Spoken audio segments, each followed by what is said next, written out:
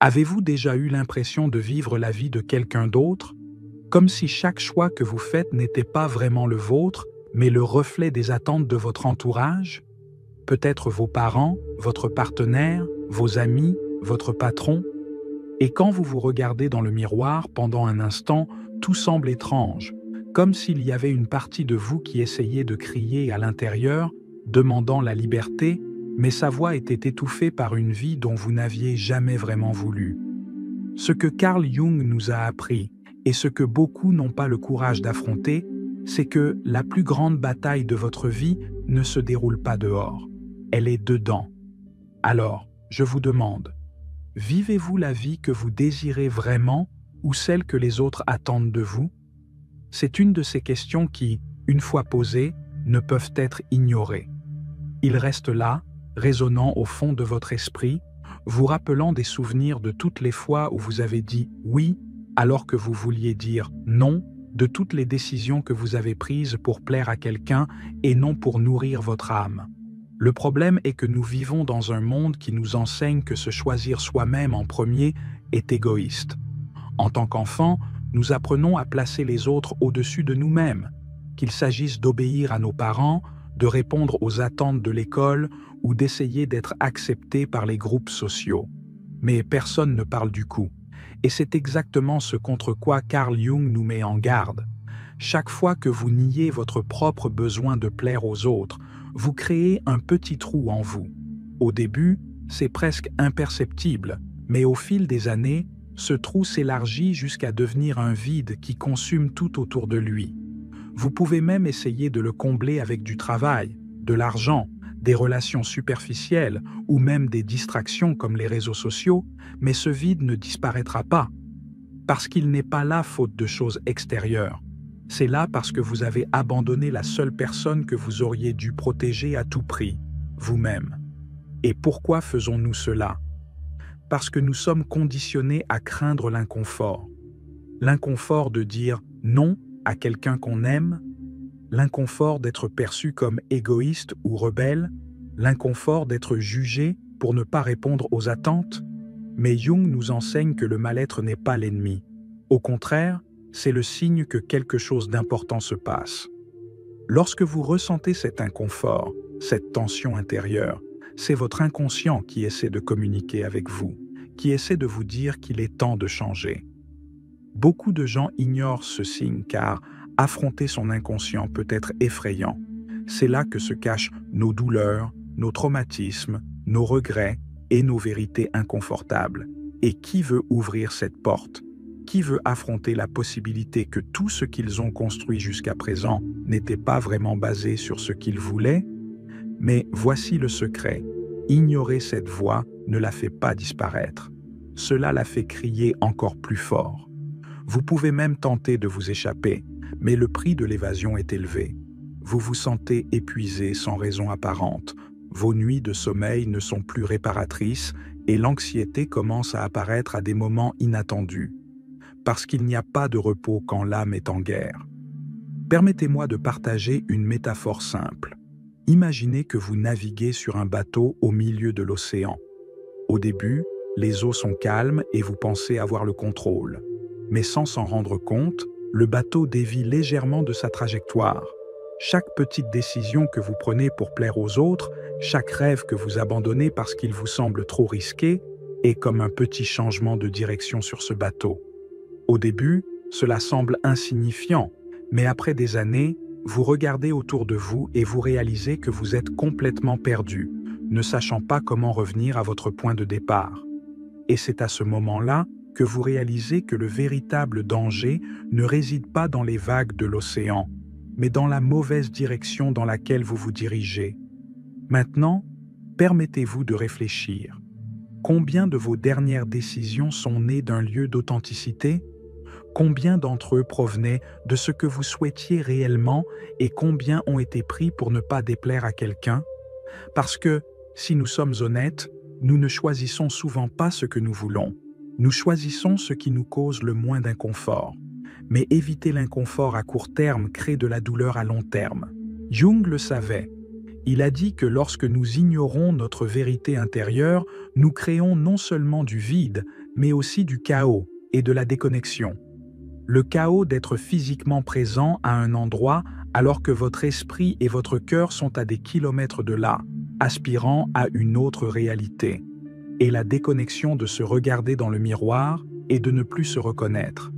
C'est pourquoi se choisir est un acte de courage, parce qu'il s'agit d'affronter ce chaos de front. Cela implique de dire non, alors que tout le monde s'attend à ce que vous disiez oui. Cela implique de faire face à la possibilité de bouleverser les personnes que vous aimez, voire de les perdre. Mais, en même temps, cela implique la possibilité de se retrouver, de redécouvrir qui on est sans les filtres et les masques que l'on a dû adopter au fil du temps. Jung a dit que la vraie liberté ne consiste pas à faire ce que nous voulons à tout prix, mais à être qui nous sommes sans craindre les conséquences. Car ce n'est qu'alors que nous pourrons créer une vie qui non seulement semble belle à l'extérieur, mais qui résonne avec ce que nous désirons à l'intérieur. Et voici la vérité la plus inconfortable de toutes. Personne ne vous choisira à votre place. Si vous ne vous fixez pas de priorité, le monde continuera de vous prendre tout ce qu'il peut.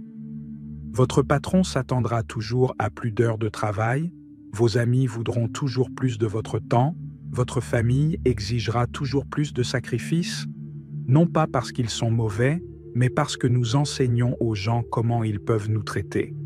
Si vous ne fixez pas de limites, personne ne le fera à votre place. Et sans limite, vous devenez un terrain fertile pour la frustration et le ressentiment. Mais alors, que se passe-t-il lorsque vous vous choisissez enfin ?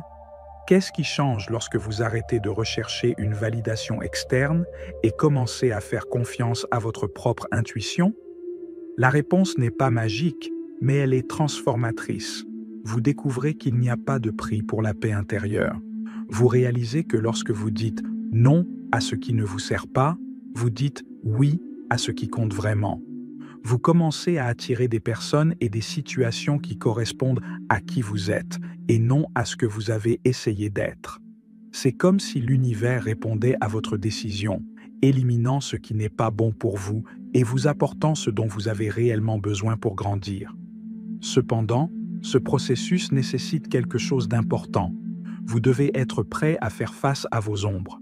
Parce que la véritable transformation ne se produit que lorsque nous regardons à l'intérieur, vers ces parties de nous-mêmes que nous essayons de cacher. Et c'est là que beaucoup abandonnent, parce que regarder nos blessures est douloureux. Mais ce que Jung nous rappelle, c'est que la guérison n'est possible que lorsque nous cessons de fuir la douleur et décidons de l'affronter de front. Chaque ombre que vous intégrez fait partie de votre retour à la maison, et à chaque étape de ce processus, vous vous sentez moins fragmenté et plus entier. Alors, à quand remonte la dernière fois que vous vous êtes vraiment choisi ? Pas par fierté, pas par impulsion, mais par respect de soi ? Si la réponse est « ça fait longtemps » ou « jamais », ne vous inquiétez pas. Tu n'es pas seul. La plupart d'entre nous passent une grande partie de notre vie à ignorer ce choix. Mais maintenant, à ce moment précis, vous avez la possibilité de changer cela. Êtes-vous prêt à ce qui se passe lorsque vous choisissez par-dessus tout ? Parce que, comme dirait Jung, la transformation n'est pas une possibilité lointaine. Elle est là, attendant votre premier pas. Fermez les yeux un instant et essayez de vous souvenir d'un moment où vous avez ressenti un profond inconfort, sans pouvoir expliquer pourquoi. Peut-être était-ce ce poids dans votre poitrine lorsque vous vous réveillez le matin, même si tout allait bien la veille. Ou la sensation de vide au milieu d'une conversation entre amis, comme si, même si vous êtes physiquement présent, votre esprit était lointain, se demandant ce qui manque réellement dans votre vie. Ce sentiment n'est pas une coïncidence, et Carl Jung l'a brillamment expliqué. Ce sentiment est votre inconscient qui essaie de vous parler. L'inconscient n'est pas une partie lointaine de nous, comme on le croit souvent. Il ne s'agit pas d'un monde secret auquel nous n'avons accès que par le biais des rêves. Au contraire, il est présent à tout moment, envoyant des signes subtils, des avertissements et des rappels que quelque chose ne va pas. Le problème est que, dans le tourbillon de la vie moderne, nous apprenons à l'ignorer. Combien de fois avez-vous ressenti ce sentiment d'inconfort, que quelque chose ne va pas, Et vous êtes-vous simplement dit « Ah, ça va passer ?» Cela n'arrive tout simplement pas. Du moins, pas avant que vous décidiez d'écouter. L'exemple classique de cela se produit dans les relations. Avez-vous déjà vécu une relation, qu'elle soit amoureuse, amicale ou même professionnelle, dans laquelle, au fond, vous saviez que ce n'était pas pour vous, que l'énergie n'était pas bonne, que vous ne vous sentiez pas vraiment valorisé, mais que vous y êtes resté parce que cela vous semblait le chemin le plus facile ou parce que vous aviez peur d'affronter la solitude. Ce type de situation est exactement ce contre quoi l'inconscient tente de nous avertir. Et plus on ignore ces signes, plus ils s'intensifient. C'est pourquoi, d'un simple sentiment de mal-être, une crise émotionnelle peut surgir. Anxiété, insomnie, crise de panique ou encore maladie psychosomatique. Le corps souffre lorsque l'esprit est déséquilibré. Carl Jung nous enseigne que la connexion avec l'inconscient n'est pas facultative. Vous pouvez essayer de vous enfuir, mais vous ne pouvez pas vous cacher. L'inconscient est toujours là, travaillant en arrière-plan, traitant les traumatismes, les désirs refoulés et les conflits non résolus. Et plus vous essayez de l'ignorer, plus il frappe fort à la porte. C'est pourquoi, à un moment donné, vous serez obligé d'écouter, que ce soit à cause d'une dépression émotionnelle ou d'un moment de clarté soudaine, comme lorsque nous nous regardons dans le miroir et ne reconnaissons pas qui nous sommes devenus. Mais il n'est pas nécessaire qu'il en soit ainsi. Vous n'avez pas besoin d'attendre la panne pour commencer à vous reconnecter à vous-même. Tout commence lorsque vous décidez d'écouter cette voix intérieure qui, bien que silencieuse, est extrêmement puissante. Parce que, comme le disait Jung, toutes les réponses que vous cherchez en dehors de vous sont déjà en vous. Nous ne les entendons tout simplement pas parce que nous sommes trop occupés à réagir au monde extérieur. L'amour-propre est la clé pour ouvrir cette porte. Mais voici le point important. L'amour-propre prôné par Jung n'est pas le concept superficiel que nous voyons aujourd'hui sur les réseaux sociaux. Il ne s'agit pas de prendre le temps d'aller au spa ou de faire du shopping pour se sentir mieux, même si prendre soin de soi est important. Le véritable amour de soi, celui qui transforme la vie, est un engagement profond et inébranlable à se respecter soi-même. Il s'agit de se regarder dans le miroir, de reconnaître sa douleur, ses défauts et ses ombres, tout en se disant « Je m'accepte exactement tel que je suis ». Par exemple, imaginez une femme nommée Sophia. Elle a un emploi stable depuis 10 ans, entretient une relation stable depuis 5 ans et, de l'extérieur, elle semble avoir une vie parfaite. Mais à l'intérieur, Sophia a l'impression de s'effondrer. Elle se réveille tous les jours avec une boule dans la gorge, mais elle ne sait pas pourquoi. Elle se sent fatiguée même après avoir dormi 8 heures, et l'idée d'aller travailler la laisse épuisée avant même de se lever du lit. Alors elle fait ce que la plupart d'entre nous font, l'ignorer. Elle pense que si elle possède tout ce que la société considère comme bon, elle ne devrait pas ressentir cela. Et c'est là que réside le problème. L'inconscient de Sophia, cela vous envoie des signaux indiquant que quelque chose n'est pas aligné avec votre vérité intérieure. L'amour-propre, dans ce cas, ne consiste pas à ce que Sophia prenne des vacances ou suive une séance de thérapie une fois par mois. Il s'agit pour elle d'avoir le courage de regarder sa vie et d'admettre qu'elle est malheureuse, même si cela signifie démanteler tout ce qu'elle a construit jusqu'à présent. Parce que l'amour-propre n'est pas pratique. Cela demande du courage. Cela nécessite de se choisir soi-même, quitte à déplaire aux autres, à sortir de sa zone de confort et à affronter l'inconnu. Mais pourquoi est-il si difficile de choisir? Parce qu'on nous a appris que c'était de l'égoïsme. Depuis tout petit, nous entendons des phrases comme « Pensez aux autres avant de penser à vous »,« Ne soyez pas égoïste » ou encore « On ne peut pas avoir tout ce que l'on veut ». Nous grandissons donc en croyant que donner la priorité à nos besoins est une erreur. Mais Jung nous rappelle que nous ne pouvons pas donner ce que nous n'avons pas. Si vous vous abandonnez pour plaire aux autres, tout ce que vous leur proposez est vide. Vous essayez de combler les autres alors que vous êtes épuisé émotionnellement.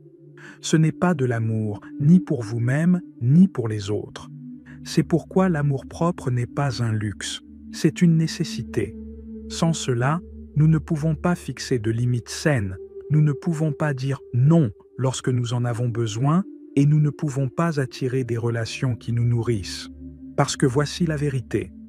Lorsque vous vous choisissez, vous modifiez l'énergie qui attire les gens autour de vous. Pensez-y comme si vous écoutiez une station de radio. Si vous dégagez une fréquence d'abandon et une faible estime de soi, vous attirerez des personnes qui en profiteront. Mais lorsque vous décidez de vous respecter, quelque chose d'incroyable se produit. Vous commencez à attirer des personnes qui vous respectent également. Un exemple en est André, un homme qui a passé des années dans une relation toxique parce qu'il avait peur d'être seul. Son partenaire le manipulait émotionnellement, dépassait ses limites à plusieurs reprises, mais il cédait toujours, pensant que c'était la bonne chose à faire. Jusqu'au jour où André décide quelque chose de simple, mais puissant, « Je mérite mieux ». Ce moment de clarté ne s'est pas fait sans douleur. André a dû faire face à la solitude, aux critiques de sa famille et de ses amis, mais avec le temps, quelque chose a changé.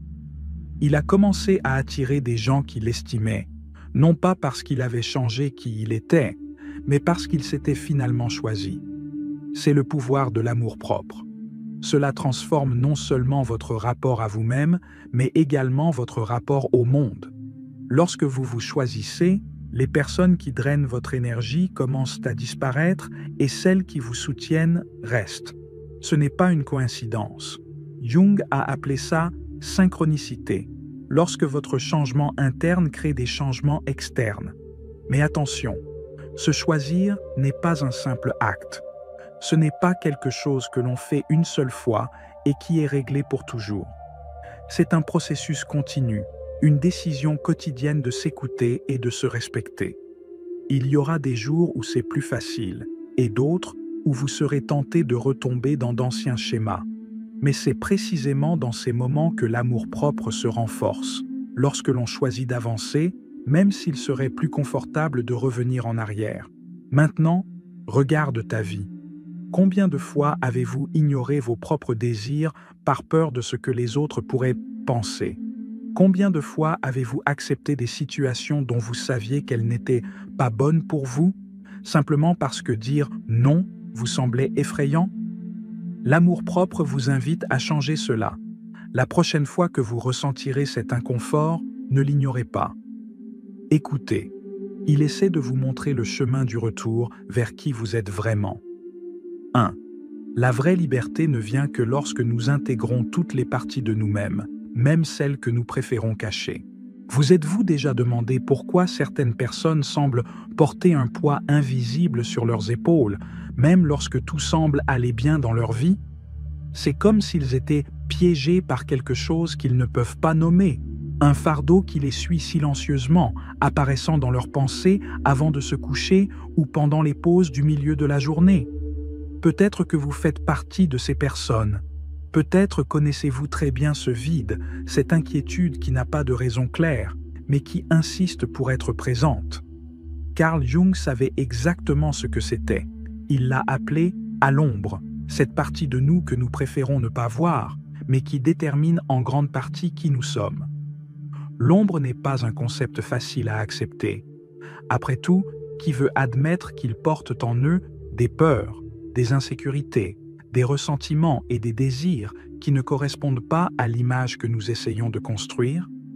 Le problème est que plus nous essayons de l'ignorer, plus il nous contrôle. Vous pouvez considérer l'ombre comme un visiteur indésirable. Imaginez que vous avez une maison parfaite, propre et organisée, mais qu'il y a une pièce verrouillée dans laquelle vous n'entrez jamais. C'est là que tu gardes tout ce que tu ne veux pas affronter, tes échecs, tes erreurs, tes traumatismes. Mais au fil du temps, ce qui est verrouillé commence à s'infiltrer par les fentes de la porte. Et avant que vous ne vous en rendiez compte, cela affecte toutes les autres pièces de la maison. Jung a déclaré qu'intégrer l'ombre ne consiste pas à la détruire ou à l'éliminer. Il s'agit de l'accepter comme faisant partie de qui vous êtes. Pensez-y un instant. Combien de fois avez-vous essayé de réparer quelque chose chez vous pour ensuite vous rendre compte que plus vous le combattez, plus cela devient fort, c'est peut-être la peur de l'échec que vous cachez sous une façade de perfectionnisme, ou qui contenait une colère que l'on réprime pour ne pas passer pour agressif, mais qui explose aux moments les plus inopportuns. C'est la nature de l'ombre. Elle ne disparaît pas quand on l'ignore. Au contraire, c'est dans le silence qu'elle se renforce. Et voici le point le plus important. Ce à quoi vous n'êtes pas confronté vous contrôle. Si vous évitez de reconnaître votre tristesse, elle se transforme en apathie. Si vous ignorez votre colère, elle se manifeste par une frustration constante. Si vous réprimez vos désirs, ils trouvent un moyen de s'exprimer, souvent de manière destructrice. N'est-il pas curieux de constater que les parties de nous que nous essayons le plus de cacher sont exactement celles qui influencent le plus nos décisions? Ce n'est pas une coïncidence, c'est l'inconscient qui essaie d'équilibrer ce qui a été supprimé, mais comment intégrer quelque chose que l'on a évité pendant si longtemps? La première étape est simple mais profondément transformatrice. Acceptation. Acceptez que vous n'êtes pas parfait. Acceptez que vous ayez de la colère, de la peur, de l'envie et des faiblesses. Mais avant de penser que c'est négatif, considérez ce qui suit. Personne ne peut être complet sans accepter ses contraires. Tout comme la lumière a besoin d'ombre pour exister, vous avez besoin que vos aspects négatifs soient authentiques. Accepter ne signifie pas abandonner ses défauts, mais plutôt cesser de lutter contre eux. Lorsque vous arrêtez de vous battre, quelque chose de magique se produit. L'ombre perd son pouvoir de vous contrôler. Laissez-moi vous raconter l'histoire de Ricardo, un homme qui, pendant des années, s'est efforcé d'être l'homme parfait au travail, dans sa famille et dans ses cercles sociaux. Il n'a jamais dit non à personne. Il a toujours été poli, serviable et souriant. Mais derrière ce comportement se cachait une colère refoulée, résultat d'années passées à ignorer ses propres besoins. Il s'est dit qu'être gentil et accommodant était la bonne chose à faire, mais à un moment donné, sa santé a commencé à en souffrir. Il a développé une gastrite, des crises d'angoisse et de l'insomnie. Tout cela parce que votre ombre, la partie de vous qui disait « ça suffit », était ignorée. Ce n'est que lorsque Ricardo a finalement reconnu qu'il était en colère et que cette colère était valable qu'il a pu se libérer. Il n'explosa pas de fureur, comme il l'avait craint. Au lieu de cela, il a appris à fixer des limites. Et ça a tout changé. Voici une vérité inconfortable. Notre ombre n'est pas notre ennemi. Au contraire, c'est un allié puissant si l'on sait l'intégrer. Lorsque vous reconnaissez vos peurs, vous pouvez les transformer en courage. Lorsque vous acceptez vos échecs, vous pouvez en tirer des leçons. Lorsque vous affrontez vos désirs refoulés, vous pouvez les réorienter de manière constructive. Jung nous enseigne que l'ombre recèle un grand potentiel de croissance, car elle contient des parties de nous qui peuvent nous rendre plus forts si elles sont acceptées et comprises. Mais comment faire cela en pratique? Commencez par vous demander « Qu'est-ce que je refoule en moi parce que je ne pense pas que les autres l'accepteraient ?» C'est peut-être votre envie de changer de carrière, mais vous vous dites que ce serait irresponsable. C'est peut-être le désir de mettre fin à une relation qui n'est plus bonne pour vous, mais vous avez peur du jugement.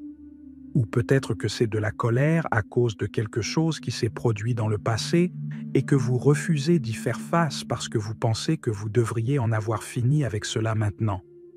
Le problème est le suivant. Tout ce que vous réprimez ne disparaît pas.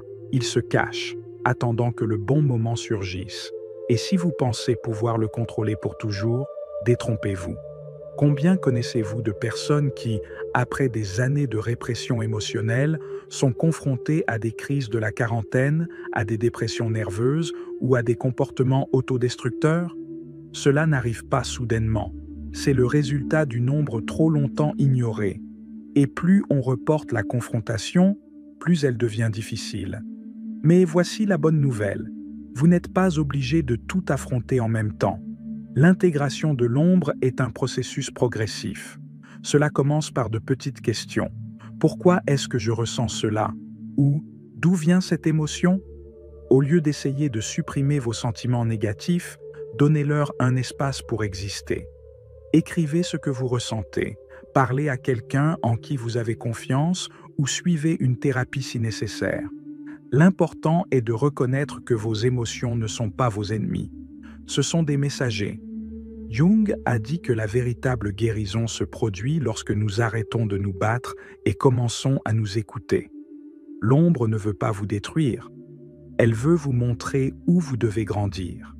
Lorsque vous acceptez vos parties refoulées, quelque chose de curieux se produit. Vous arrêtez de les projeter sur les autres. Combien de fois avez-vous blâmé quelqu'un pour un défaut qui était en réalité le vôtre?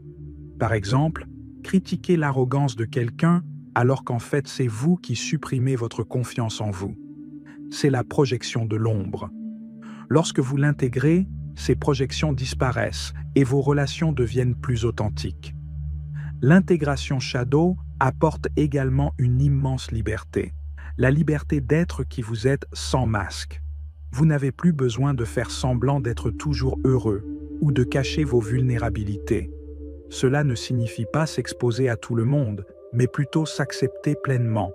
Parce qu'au fond, c'est ce que nous recherchons tous, être acceptés tels que nous sommes, sans avoir besoin de cacher des parties de nous-mêmes pour plaire aux autres. Alors, demandez-vous, à quoi ai-je peur d'affronter en moi?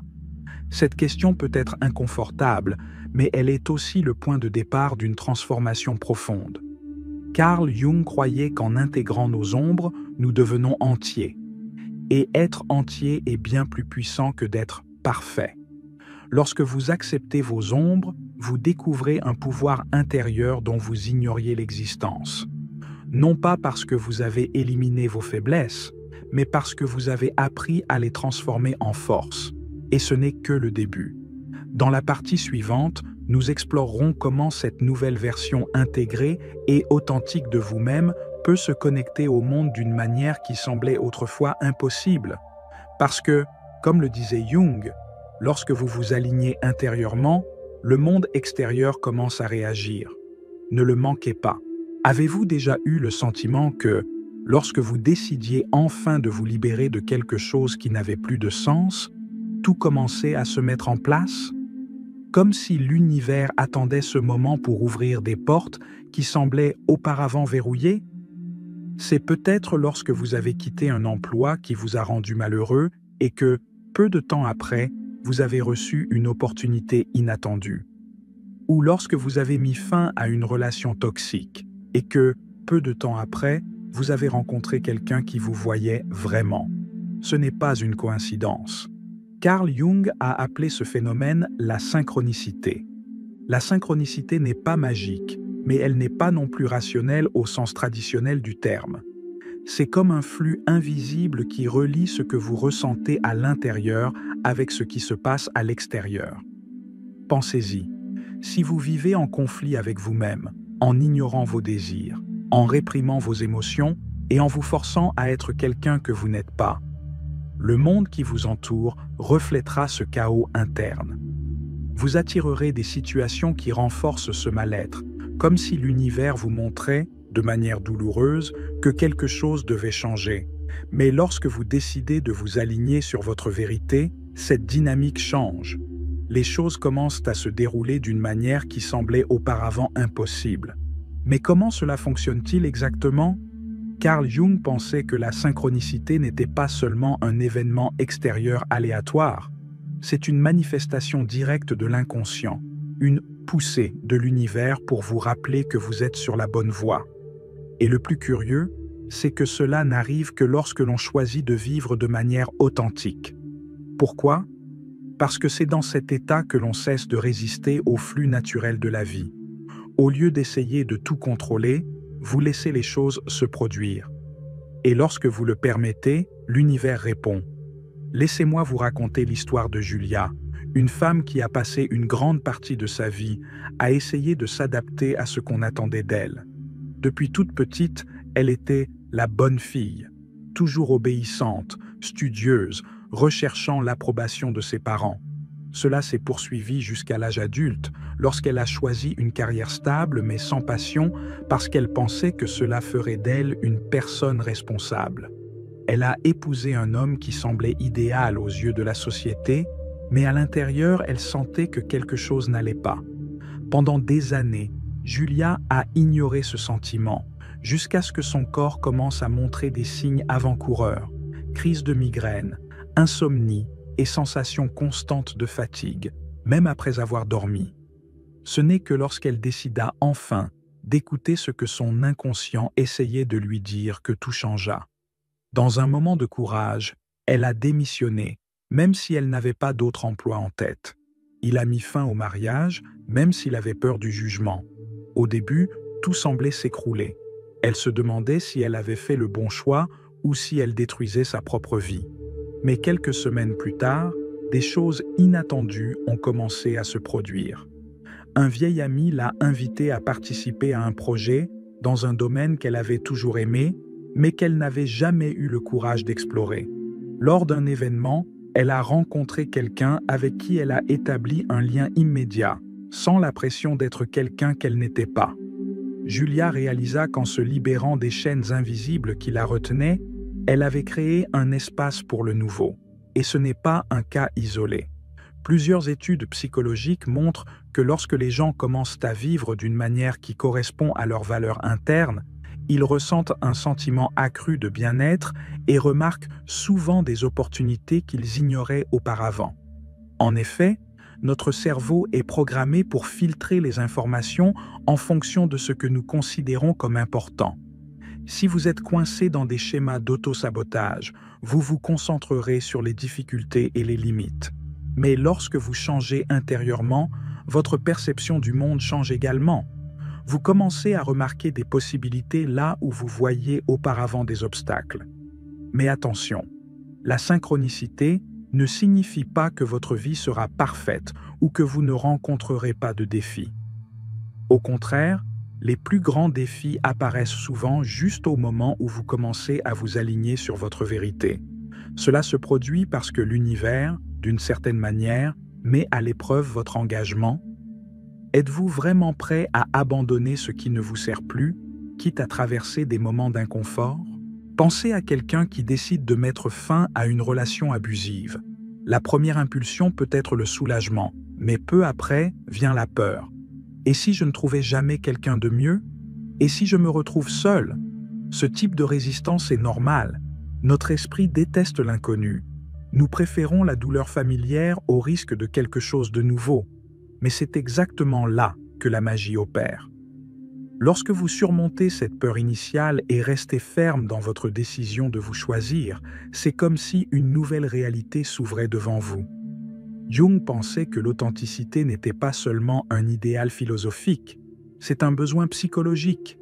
Lorsque vous vivez en décalage avec qui vous êtes réellement, votre inconscient trouve des moyens de signaler que quelque chose ne va pas. Cela peut se manifester sous la forme d'une maladie, de relations toxiques ou d'un manque de but. Mais lorsque vous décidez d'être authentique, l'inverse est également vrai. Votre corps, votre esprit et le monde qui vous entoure commencent à jouer en votre faveur. Une étude publiée dans la revue Sciences psychologiques a montré que les personnes qui vivent en accord avec leurs valeurs ont une plus grande résilience émotionnelle et gèrent mieux les situations stressantes. Cela se produit parce que lorsque vous êtes en paix avec vous-même, vous ne gaspillez pas d'énergie à essayer d'être quelqu'un que vous n'êtes pas. Au lieu de cela, vous canalisez cette énergie vers ce qui compte vraiment. Et cela améliore non seulement votre santé mentale, mais crée également un effet d'entraînement sur vos relations et vos opportunités. Mais il y a un point important ici. Être authentique ne signifie pas être inflexible. Il ne s'agit pas d'imposer sa volonté ou d'ignorer les autres. Il s'agit d'établir un équilibre sain entre vos besoins et les demandes extérieures. Beaucoup de gens confondent authenticité et rébellion, mais Jung nous rappelle que le véritable pouvoir de l'authenticité réside dans sa capacité à connecter et non à repousser. Lorsque vous êtes honnête avec vous-même, vos relations deviennent plus véridiques. Les personnes qui vous soutiennent véritablement restent à vos côtés, tandis que celles qui ne sont pas alignées sur votre nouvelle version s'en vont tout simplement. Et ce n'est pas une mauvaise chose. En fait, c'est une forme de nettoyage émotionnel. Pensez au nombre de personnes que vous gardez dans votre vie par peur d'être seul. Combien d'amitiés toxiques ou de relations épuisantes avez-vous tolérées parce que vous pensiez que c'était mieux que de n'avoir personne? Jung nous enseigne que lorsque l'on vit authentiquement, ces liens inutiles se dissolvent naturellement. Non pas parce que vous les forcez à partir, mais parce qu'ils ne trouvent plus de place dans votre nouvelle fréquence. Alors, comment pouvez-vous commencer à expérimenter cette synchronicité dans votre propre vie? Tout d'abord, arrêtez de vous battre contre qui vous êtes. Au lieu d'essayer de vous intégrer, demandez-vous: qu'est-ce que j'ai peur de montrer au monde? C'est peut-être votre vulnérabilité, votre ambition ou même vos rêves les plus intimes. La prochaine étape consiste à commencer à agir conformément à ces vérités. Dites non à ce qui ne vous sert pas. Établissez des limites. Suivez ce désir que vous réprimez depuis des années. Et sachez ceci: au début, ce sera inconfortable. Il y aura des moments où vous douterez de vous. Mais plus vous restez fidèle à votre essence, plus l'univers réagit. Vous commencerez à remarquer de petites coïncidences, des rencontres inattendues, des opportunités qui semblent vous tomber dessus au bon moment. Ce n'est pas magique. C'est la conséquence d'être aligné sur ce que vous voulez vraiment. Et quand vous vous y attendrez le moins, vous réaliserez qu'il ne s'agit pas de changer le monde qui vous entoure. Le vrai miracle réside dans le changement interne. Le monde n'a pas besoin d'être réparé. Vous devez être suffisamment authentique pour voir les opportunités qui ont toujours été là et qui vous attendent. Dans la partie suivante, nous explorerons comment maintenir ce lien avec votre vérité même face aux défis et comment faire de l'authenticité un style de vie permanent. Parce que, comme nous le rappelle Jung, la véritable transformation ne se produit pas d'un seul coup. Elle se construit étape par étape à chaque choix que vous faites. Ne le manquez pas. Maintenant que vous êtes ici, que vous respirez profondément et que vous ressentez l'impact de tout ce dont nous avons discuté jusqu'à présent, permettez-moi de vous poser une dernière question. Si tu décidais aujourd'hui de lâcher prise sur tout ce qui ne te sert pas, qui serais-tu? Peut-être que vous n'y avez jamais pensé, ou peut-être que c'est exactement la question qui vous trotte dans la tête ces dernières nuits alors que vous essayez de dormir. Et c'est bien. Parce que la transformation commence exactement comme ça, avec des questions qui vous restent en tête, mais qui vous poussent vers une nouvelle réalité. La vérité, comme Jung nous l'a enseigné, est que le chemin vers l'authenticité ne consiste pas à retrouver quelque chose qui est perdu. Il s'agit de se rappeler qui vous avez toujours été, avant que le monde ne vous dise qui vous devriez être. Toutes ces fois où vous avez cédé, êtes resté silencieux, ou avez choisi un chemin simplement parce qu'il vous semblait le plus sûr. Ils ne définissent pas qui vous êtes. Ils font partie de votre histoire, mais pas la fin. Maintenant, vous avez la possibilité de changer cela. Faire en sorte que ces expériences ne soient pas des blessures ouvertes, mais plutôt des cicatrices qui racontent une histoire de dépassement. Jung a dit qu'au fond, toute souffrance émotionnelle est une tentative de l'âme de nous réveiller. Ce n'est pas une punition. Ce n'est pas une malchance.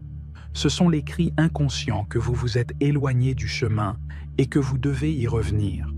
Pensez aux moments les plus douloureux de votre vie. Combien d'entre eux étaient le résultat de choix que vous avez faits pour plaire aux autres? Combien de fois vous êtes-vous laissé guider par la peur, par le désir d'acceptation, par le confort d'éviter la confrontation? Et maintenant réfléchissez, que se serait-il passé si, à ce moment-là, vous aviez choisi vous-même? Vous pensez peut-être, mais que se passe-t-il si j'échoue?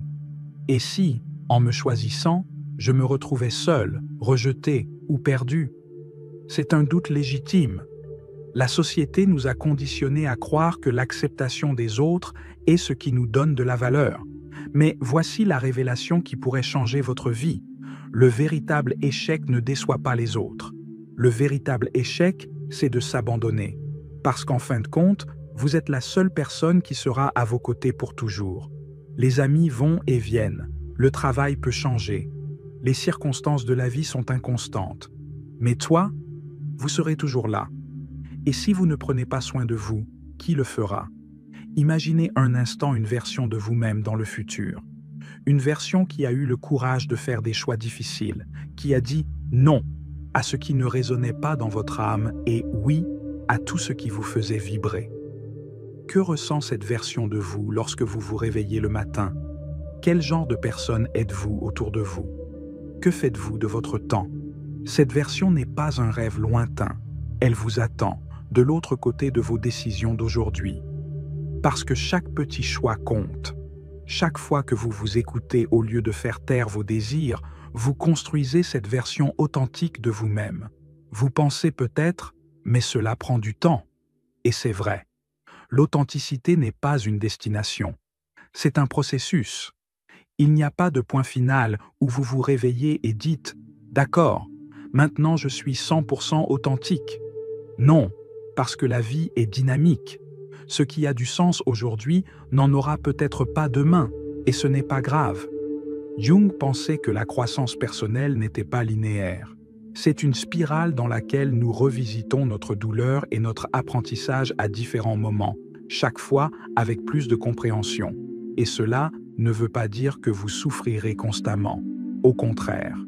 Cela signifie qu'à chaque cycle, vous serez plus fort, plus conscient et plus libre. Pensez à un moment récent où vous avez dit « oui » alors que vous vouliez dire « non ». Pourquoi as-tu fait ça? Était-ce par peur de décevoir quelqu'un? Parce que vous pensiez que vous n'aviez pas d'autre choix? Et comment vous êtes-vous senti après? Maintenant, imaginez à quel point ce serait différent si vous vous étiez respecté, si vous aviez dit « non » fermement, sachant que c'était un acte d'amour-propre. C'est le pouvoir des petites décisions. Il façonne votre vie. Et même si cela peut paraître effrayant au début, chaque fois que vous choisissez votre vérité, la peur diminue, parce que vous réalisez que le monde ne s'effondre pas lorsque vous vous choisissez. Au contraire, il commence à se réorganiser autour de vous. De nombreuses personnes ayant vécu ce processus rapportent une expérience commune. Au début, il y a une résistance. Les personnes habituées à votre version conforme peuvent se sentir mal à l'aise, voire se retirer. Mais au fil du temps, de nouvelles connexions émergent. Des connexions plus profondes et plus authentiques. C'est comme tailler un arbre. Cela peut paraître pénible de couper les branches sèches, mais c'est ce qui lui permet de refleurir. Et vous méritez de vous épanouir. Lorsque vous vous choisissez, quelque chose de puissant se produit. Vous arrêtez de chercher une validation externe. Les opinions des autres comptent peut-être toujours, mais elles ne constituent plus la boussole qui guide vos décisions. Au lieu de cela, vous apprenez à faire confiance à votre propre intuition, cette voix intérieure qui a toujours su ce qui était le mieux pour vous, mais qui a été noyée par le bruit du monde. Carl Jung pensait que cette reconnexion avec l'intuition était l'une des formes de guérison les plus pures. C'est comme rencontrer un vieil ami que l'on n'a pas vu depuis des années, mais qui a toujours été là, attendant patiemment. Et si vous vous demandez par où commencer, la réponse est simple. Commencez petit, mais commencez maintenant. La prochaine fois que vous vous sentirez mal à l'aise de prendre une décision, arrêtez-vous un instant. Demandez-vous, ce choix est-il conforme à ce que je souhaite réellement? Si la réponse est non, ayez le courage de changer de direction. Cela peut signifier dire non à une invitation, oui à une opportunité inattendue, ou même prendre un moment de réflexion. Peu importe que le pas soit petit, l'important est qu'il soit fait avec intention. Et rappelez-vous, vous n'êtes pas seul. Le chemin vers l'authenticité peut parfois sembler solitaire, mais c'est là que vous trouverez les liens les plus authentiques. Des gens qui vous acceptent pour ce que vous êtes, pas pour ce qu'ils attendent de vous. Et en partageant votre vérité, vous inspirerez également les autres à faire de même. Jung croyait que la croissance individuelle avait un impact collectif. Lorsqu'une personne se choisit elle-même, elle crée un effet domino qui peut transformer des communautés entières. Alors voici mon invitation. Soyez le changement que vous aimeriez voir dans votre vie. N'attendez pas le moment parfait, car il n'existe pas. N'attendez pas de garantie, car la vie ne les offre pas. Mais ce qu'il offre, c'est la possibilité de recommencer chaque jour. Et aujourd'hui, c'est votre chance de faire le premier pas. Dans les commentaires, partagez vos questions ou histoires. de manière anonyme si vous préférez. Quelle a été la situation la plus difficile dans laquelle vous avez dû choisir vous-même? Comment avez-vous géré cela? Créons un espace sûr pour échanger des expériences et nous soutenir mutuellement sur ce chemin. Si cette vidéo vous a interpellé, n'oubliez pas de liker et de vous abonner à la chaîne. Partagez avec quelqu'un qui pourrait également avoir besoin de ce rappel. Chaque interaction, chaque commentaire et chaque partage nous aide à toucher davantage de personnes qui, comme vous, recherchent leur propre vérité.